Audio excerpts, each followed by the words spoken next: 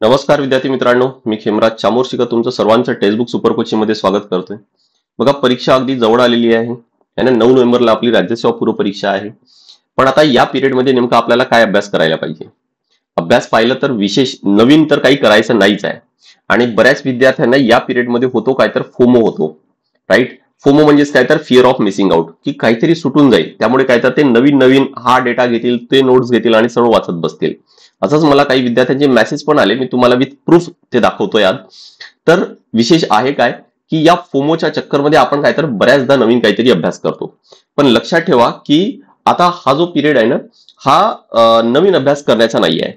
आणि विशेष म्हणजेच काय की हा पिरियड कशाचा आहे, तर तुम्हाला शांत राहून जो तुम्ही अभ्यास केलेला आहे त्याला पॉलिश करण्याचा, पेपरच्या वेळेस तो जो अभ्यास आहे तो प्रॉपर रिलेट करून, प्रॉपर तो नॉलेज आठवून पेपर सॉल्व्ह करण्याचा आहे। बघा, बऱ्याचदा काय होतं ना की आपल्याला कधी कधी येतं तर सर्वच बरोबर, ज्यावेळेस आपला माइंड शांत आहे ना तर प्रॉपर चांगली उत्तर आपण मार्क करू शकतो, राईट? किंवा कधी कधी माइंड शांत आहे त्यावेळेस न येत असणारे पण प्रश्न आपण थोडंफार रिलेट करूनही मार्क करू शकतो। पण ज्या वेळेस आपण थोडं डिस्टर्ब असतो, आपण ज्यावेळेस हायपर असतो, त्यावेळेस मग होते काय, येत असणारे पण प्रश्न बऱ्याचदा चुकतात, राईट? हे असं बऱ्याचदा होते। आणि हे कोणालाही विचारा की राज्यसेवा किंवा कंबाईन कोणती परीक्षा असेल, ज्यावेळेस कट ऑफ लागतो आणि ज्यांनी सिरियसली अभ्यास केलेला आहे त्यांना विचारा, किंवा जर तुमच्यापैकी कोणी असेल की या आधी 1 किंवा 2 अटेम्प्ट दिलेला आहे तर तुम्ही चॅट बॉक्स मध्ये नक्की मेसेज टाका की कट ऑफ पेक्षा जास्त मार्क्स खूप काही कमी राहत नाही, 5-10 मार्क्स कमी राहतात। आणि हे 5-10 मार्क्स कुठून येतील? पेपर झाल्यानंतर लक्षात येतं की अरे हा प्रश्न तर मला येत होता, मी तर मार्क पण केला, पण काहीतरी वेगळाच विचार केला, काहीतरी सिली मिस्टेक झालेत आणि चुकीचा आन्सर मार्क करून आलोय।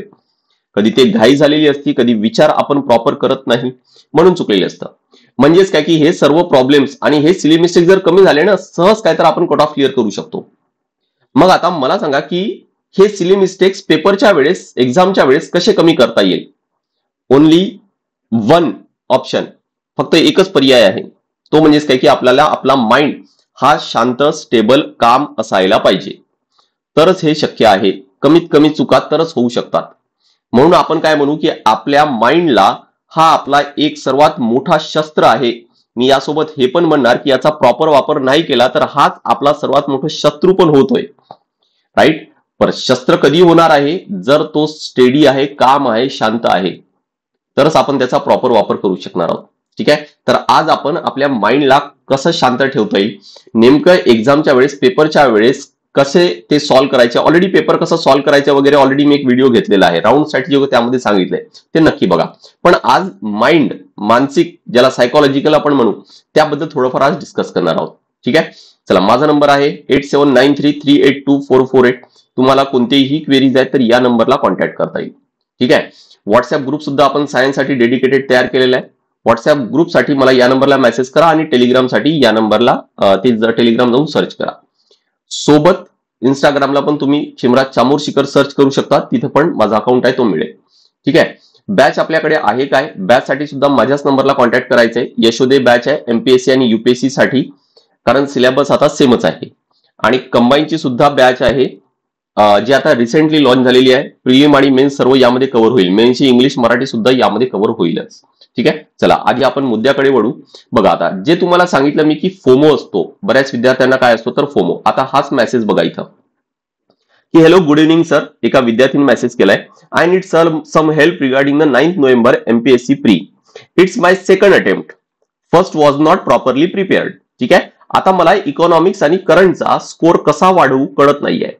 काय लक्षात येते या सेंटेन्स वरून? किती दिवस राहिलेले आहेत, 1-2 दिवसाआधी हा मेसेज मला आलेला असेल कदाचित, राईट? म्हणूनच मला वाटले की नाही, विद्यार्थ्यांसाठी काय तर अशा कोणत्यातरी एखाद्या सायकोलॉजिकल व्हिडिओची गरज आहे म्हणून, राईट? काय लक्षात येते की त्या विद्यार्थिनीला सेकंड अटेम्प्ट आहे, म्हणजे 1.5 ते 2 वर्ष झाले असणार अभ्यास करून आता, बरोबर? पण आता कुठतरी वाटत आहे की इकॉनॉमिक्सवर जो कॉन्फिडन्स पाहिजे किंवा करंटवर जो कॉन्फिडन्स पाहिजे तो नाहीये। हा, यामागे कारण काही असू शकतात, कदाचित त्या विद्यार्थिनीचं असं असू शकते की बॅकग्राऊंड इकॉनॉमिक्स नाहीये, कदाचित सायन्स असेल, त्यामुळे इकॉनॉमिक्सकडे सुरुवातीला कदाचित दुर्लक्ष झालं, बरोबर? किंवा करंट जो आहे तो डायनामिक आहे, कोणतेही कारण असू शकतात।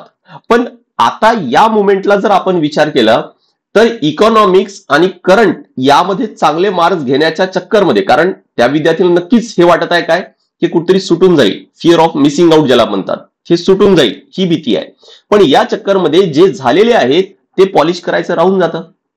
आणि पॉलिश नाही केलं तर होणार काय, पेपर जर दिलं असणार, ऍटलिस्ट मॉक टेस्ट दिलं असेल तर हे नक्की तुम्हाला जाणवेल, अरे यार काहीतरी हे वाचल्यासारखं वाटतंय, पण एक्झॅक्ट मी त्यातला आन्सर मार्क करू शकत नाही. मी वाचलेलं तर आहे, मला सर्व काही माहित तर आहे, पण ऑप्शन पाहिल्यावर मला कन्फ्युजन होत आहे की पहिला येईल की दुसरा येईल, दुसरा येईल की तिसरा येईल. हे असं का होत आहे? Because lack of revision. आपण जो अभ्यास केलाय त्याला पॉलिश केलेलं नाहीये. आणि मग अशा वेळेस काय करतो आपण, पॅनिक करतो. म्हणजे हा या पिरियडमध्ये जसं या मॅसेजवरून लक्षात येते की ती कुठेतरी पॅनिक होत आहे म्हणून. बट पॅनिक करू नका. ही जी वेळ आहे ही पॉलिश करण्याची आहे. ही जी वेळ आहे ही ऍक्च्युअली काय तर आपल्याला जो अभ्यास केलाय ना तो चांगला रिव्हिजन करा. त्यामध्ये डाऊट काही राहिला नाही पाहिजे. तुम्हाला खरे जे मार्क्स येतील ना ते त्यातून येणार आहे, सर्व कव्हर करून येणार नाहीये. राईट. या चक्करमध्ये जर आपण पॉलिश करणं जर सोडून दिलं ना तर आपल्याला जे मार्क्स मिळायचे ते पण मिळणार नाही. आणि म्हणून मी तिला सरळ मेसेज टाकला काय की आता जेवढे झाले तेवढेच करा. ही वेळ नाहीये एक्स्ट्रा काही करायची. रिव्हिजनवर जास्तीत जास्त भर द्यायचा आहे, पॉलिश करायचं आहे, तरच होणार आहे. शेवटी आपला उद्देश इकॉनॉमिक पूर्ण झालं पाहिजे, करंट मला पूर्ण आलं पाहिजे हा नाही आहे. शेवटी आपला उद्देश एकच आहे की कट ऑफ क्लिअर करायचा आहे. तो कसा करता येईल आता तुम्ही विचार करा की या मुवमेंटला जो नाही झालेला आहे तिथून तो अभ्यास करून कट ऑफ क्लिअर होईल की जो झालेला आहे तो चांगला पॉलिश करून येईल. हे तुम्ही ठरवा आणि अभ्यासाला लागा. जो उरलेला वेळ आहे त्याला चांगला युटिलाइज करा. ठीक आहे. अजून काय काय मुद्दे आपल्याला समजून घेता येईल. ऑलरेडी सांगितलं मी की आपला माइंड काय तर तो ग्रेटेस्ट वेपन आहे. प्रॉपर वापरला तर ग्रेटेस्ट वेपन आहे, अदरवाईज तो आपला शत्रू पण आहे. बरोबर. आता यासाठी मी तुम्हाला एक सिंपल ट्रिक सांगतोय मी की या मुवमेंटला तुमच्या माइंडला शांत ठेवण्यासाठी, हायपर होऊ नये म्हणून काय करायचंय, तुमचा अभ्यास किती झालेला आहे, टॉपिक्स किती झालेले आहेत किंवा तुम्ही किती तास अभ्यास करत आहात हे अजिबात मोजू नका. जसं बघा ना की आता हीच विद्यार्थिनी जे मागच्या स्क्रीनशॉट पण तुम्हाला दाखवलं, ती ही मोजत आहे की तिचा अभ्यास किती झालेला आहे. जो काही उरलेला असेल, आणि प्रत्येकाचा काही ना काही अभ्यास तो उरलेलाच असेल, काहीतरी टॉपिक, कोणता तरी विषय काहीतरी उरलेला असेल. पण जर आपण तेच जर विचार करत राहिलो तर ऑब्व्हियस आहे की हायपर होणार. त्यामुळे ते मोजू नका. तुम्ही किती तास अभ्यास करताय आणि दुसरा काय तर 12 तास करतोय, मी तर 10 तास करतोय, ह्या गोष्टी पण सेकंडरी आहेत. मेन आता इम्पॉर्टंट आहे की तुम्ही जो काही अभ्यास केलेला आहात त्यामध्ये तुमचे फोकस मुवमेंट किती आहेत, म्हणजे पूर्ण लक्ष देऊन तुम्ही किती वेळ अभ्यास केलेला आहात ते मोजण्याचा प्रयत्न करा. ते जर कमी असेल तर ते वाढवा. राईट. कारण शेवटी आता पॉलिशच करायची आपल्याला. मग पॉलिश करताना पण जर प्रॉपर फोकस होऊन जर होत नसेल तर ते रिव्हिजनला काहीच अर्थ नाही आहे. म्हणून count the movements of focus instead of topics and आर्स. करेक्ट. इथून काय होणार तर आपला माइंड ऑब्व्हियस आहे की थोडंसं काम होईल, आपण हायपर होणार नाही आहोत. आणि हीच गरज आहे. इथूनच मार्क्स मिळणार आहेत. राईट. सोबत एक लक्षात ठेवा की तुम्ही जो काही अभ्यास केलेला आहे तो तुम्हाला जो वाटतोय ना त्यापेक्षा जास्त आहे, जास्त अभ्यास केलेला आहे.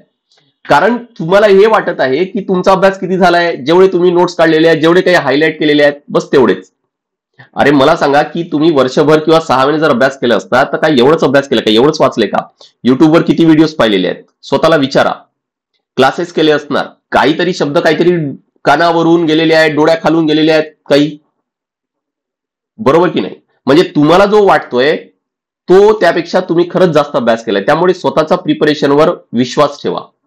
शेवटी बघा की या आधी ऑलरेडी मी एक व्हिडिओ ह्या 2-3 दिवसाआधी एक ऑलरेडी युट्यूबला टाकलाय, व्हिडिओ सेक्शन मध्ये जाऊन चेक करायचंय.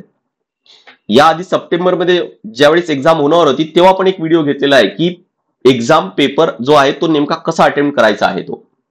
आणि त्यात मी तुम्हाला एक अगदी क्लिअर करून सांगतोय की 30 ते 40 प्रश्न 100 पैकी तुम्हाला 100% येईल. पण एवढ्याने काही कट ऑफ तर क्लिअर होत नाही. इथून आपल्याला पुढे जायचे तर रिस्क तर घ्यावी लागणार आहे. बरोबर.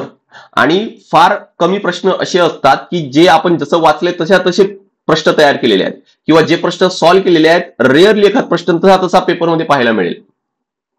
मग बाकी प्रश्न सॉल्व्ह कसे करायचे तर आपल्याला आपण जो काही अभ्यास केलेला आहे त्याला रिलेट करावा लागतो. नॉलेज जिथं आपण 3 ऑप्शन एलिमिनेट केले तिथं प्रयत्न करा की अजून एक कसा होईल, परत एक कसा होईल, 2 ऑप्शन एलिमिनेट केले तर अजून एक एलिमिनेट कसं करता येईल. आणि यासाठी तुम्ही जो अभ्यास केलेला आहे, अभ्यास म्हणजेच काय, फक्त जे नोट्स आणि जे हायलाइट केले तेवढे नाही म्हणतोय मी. अभ्यास तुम्ही भरपूर केलेला आहे, तुम्हाला बऱ्याच प्रश्नांमध्ये असं वाटेल की हा भाग तो भाग मी कुठतरी वाचलाय ऐकलाय म्हणून, मग तिथं थोडासा जर तुम्ही माइंडला स्ट्रेस केलं, बट तेच आहे की तुम्ही जर शांत आहात तर हे होणार आहे, हायपर असेल तर होणार नाहीये. जर शांत आहात, तुम्ही काम आहात, तर ऑब्व्हियस आहे की तुम्ही थोडंसं ते विचार करू शकणार प्रॉपर मार्गाने, आणि तुमचा जो नॉलेज आहे तो कुठतरी असे तार जोडून रिलेट करून तुम्हाला ते आन्सर आहे ते फाइंड करता येईल नक्की. बट कंडिशन आहे काय, माइंड त्यासाठी स्टेबल असायला पाहिजे, हायपर होऊन चालणार नाहीये. बरं, त्यातल्या त्यात कधी कधी ना बघा, माझ्यासोबत हे बऱ्याचदा होते, आणि जर तुमच्यासोबतही हे होत असेल नक्की चॅटबॉक्समध्ये मेसेज टाका की हे होतंय म्हणून. आणि होतच, because this is the human tendency, human nature. की होतं काय की काही कधी अभ्यास करताना मला कोणता मुद्दा आहे ना तो लगेच कळत नाही, कधी खूप कन्फ्युजन वाटतो. मी काय करतो, बऱ्याचदा त्याला तसंच सोडून देतो म्हणजे नेहमीसाठी नाही, मी थोड्या वेळानंतर किंवा दुसऱ्या दिवशी परत त्यावर येतो आणि मला लगेच आन्सर सापडते, लगेच तो कळतो मुद्दा. हा तुमच्यासोबतही होते का? कधी कधी होत असेल तर नक्की चॅटबॉक्समध्ये टाका मेसेज. आपल्याला सेम हा जो ह्युमन नेचर आहे तो वापरता येईल ना एक्झामसाठी. काय करता येईल मग यासाठी? ऑब्व्हियस आहे की जर एखादी प्रश्न जिथं तुम्ही काहीच एकही ऑप्शन एलिमिनेट नाही करू शकले, किंवा एक करू शकले किंवा दोन एलिमिनेट करू शकले, आणि काहीच कळत नाही तिथं, त्याला सध्या तसंच ठेवा. अर्ध्या तासानंतर परत त्यावर या ना.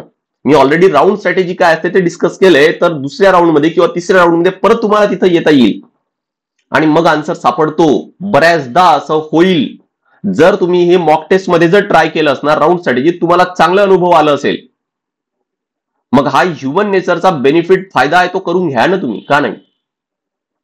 सो यासाठी सर्वात मेन कंडिशन काय की तुमचं माइंड आहे तो स्टेबल असायलाच पाहिजे.